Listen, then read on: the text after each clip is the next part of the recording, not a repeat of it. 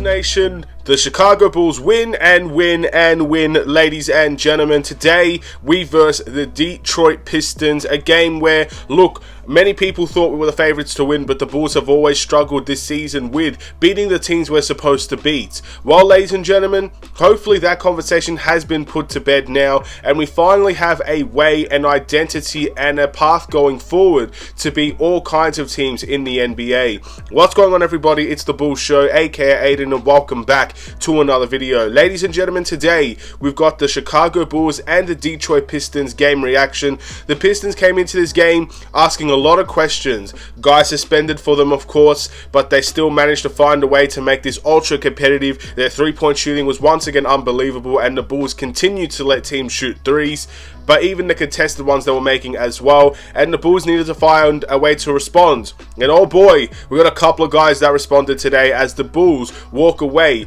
very, very strongly in this game with a win. But before we get started, please like and subscribe to the Bulls Show.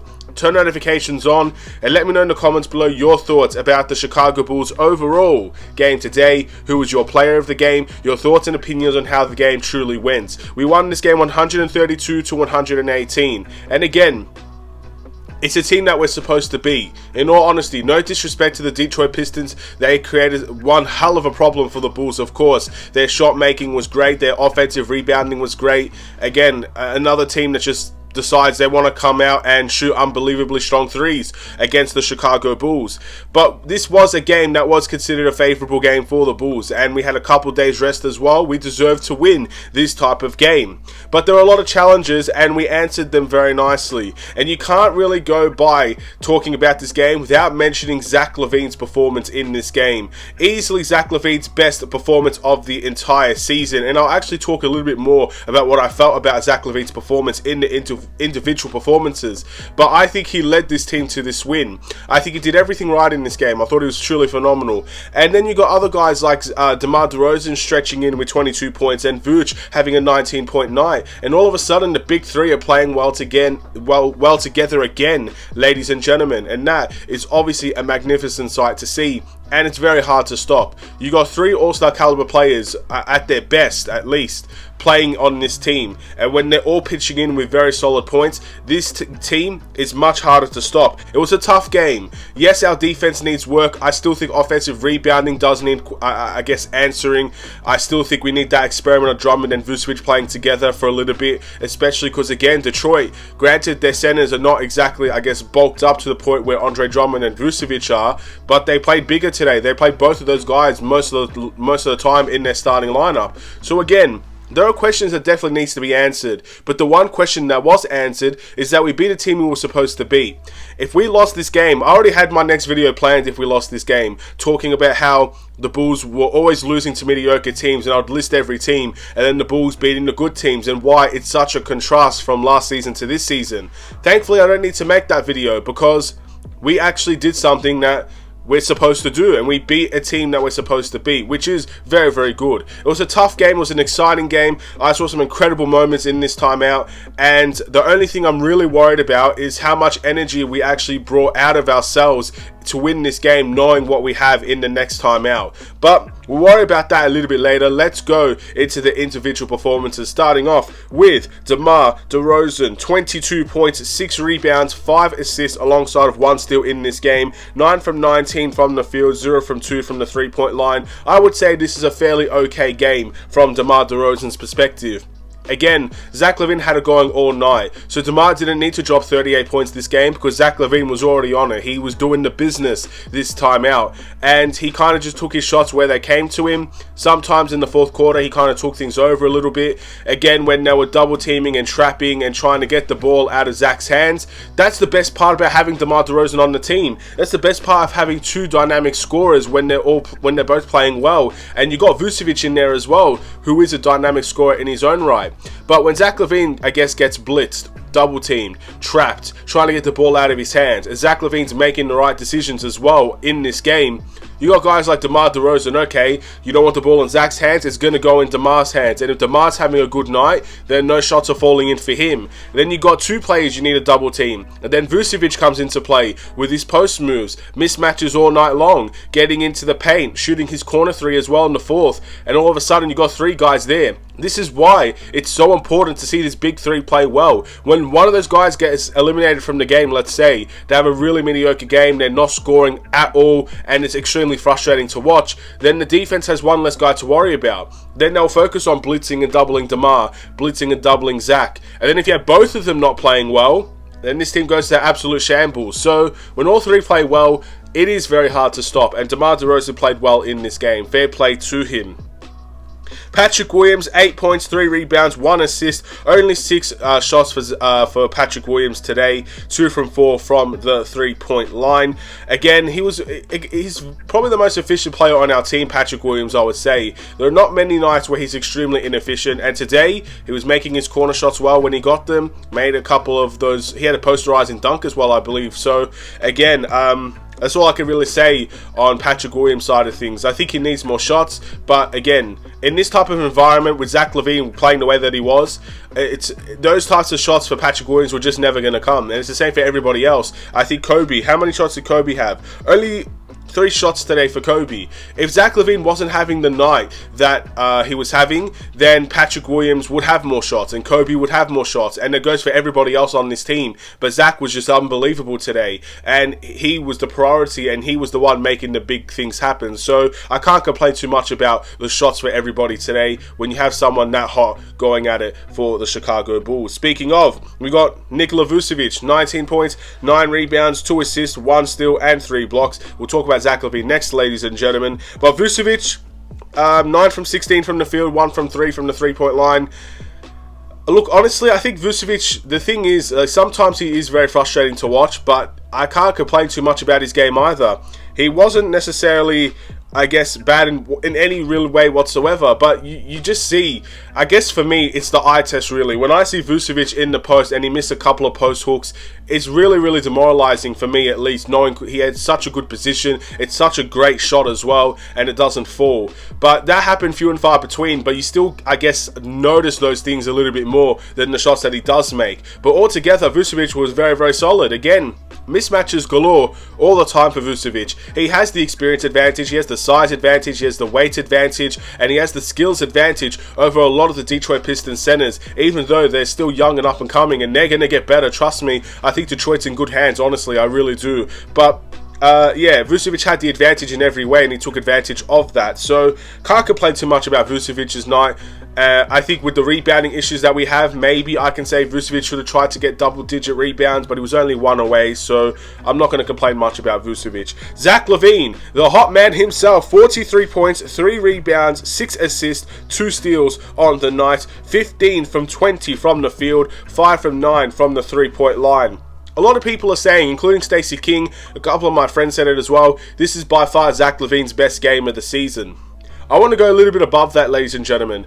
I think this is one of Zach LaVine's best performances in his career. That's including the year where he averaged 28 points per night and everything like that. And look, maybe it's recency bias. I'm sure you guys can show me a bunch of other games where he had incredible stats, but I don't think there's a more well-rounded game from Zach LaVine than this game right here against the Pistons. Offensively, he started off attacking the basket, getting and ones, getting easy layups. He obviously got a lob in this game as well. And then his 3-point shot was falling after that. He went to the 3-point shot and he was making almost every single one of them. The shots that we don't like were falling in. The shots that we did like were falling in. And then things started to change. He got trapped. He got double teamed. Zach LaVine was not selfish. He wasn't shooting over 2 people. He was trying to move the ball. He was trying to get assists. 6 assists a night tonight for Zach LaVine.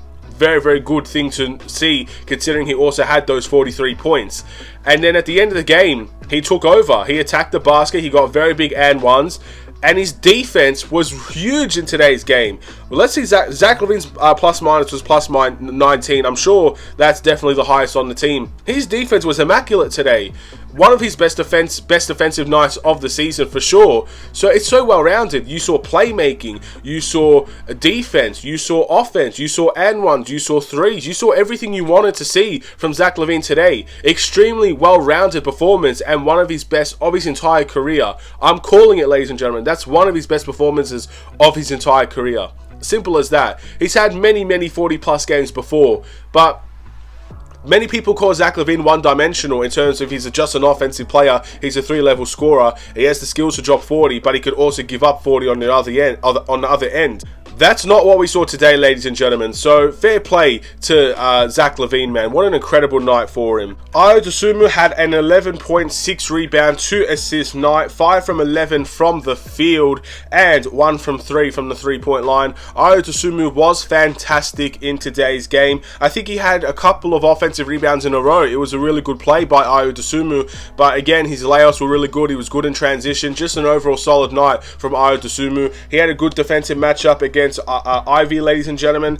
Again, I think Ivy had a great game, to be honest, but all things considered, I think Ayo did well as well. You can't really ask too much from Ayo when, again, other players are really getting hot on the offensive end. You can't expect Ayo to drop 25 points when Zach LaVine's going off like that as well. So, again, a very good night from Ayo. And a good night from Kobe, I would say, as well. Just in terms of, I guess, providing something to this team. 5 points and 1 assist. Only 3 shots for Kobe White today. Again, there's not too much to say. Look, if Kobe White, let's just say Zach LaVine, DeMar, and Vooch didn't have a going today, and Kobe White only took 3 shots, that's unacceptable from Kobe White, realistically. But when Zach LaVine is taking almost all the shots and going in, when Zach LaVine is playmaking like he is, the ball is in Zach LaVine's hands a lot.